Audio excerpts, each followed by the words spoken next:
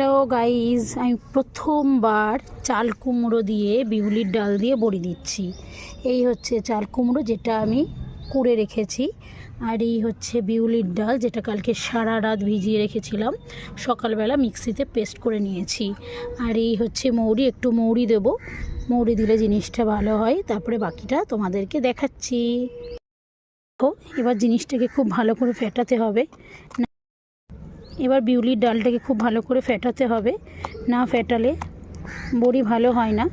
তো যতটা পারবে ফেটাতে হবে, খুব সুন্দর করে ফেটাবো।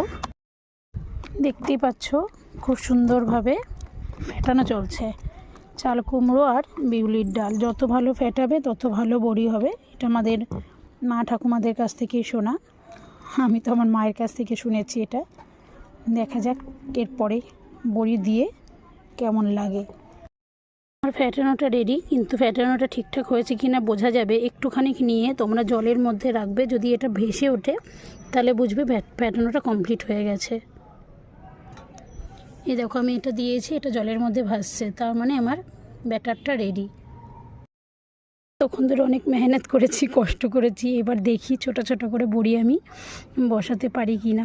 ফার্স্ট টাইম করছি ফ্রেন্ডস, তোমরা আশীর্বাদ করবে।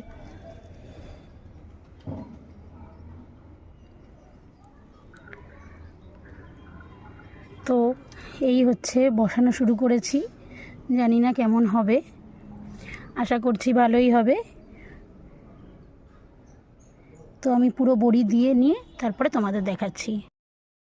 ফাইনালি আমি আমার বড়ি দিয়ে ফেলেছি, কমপ্লিট।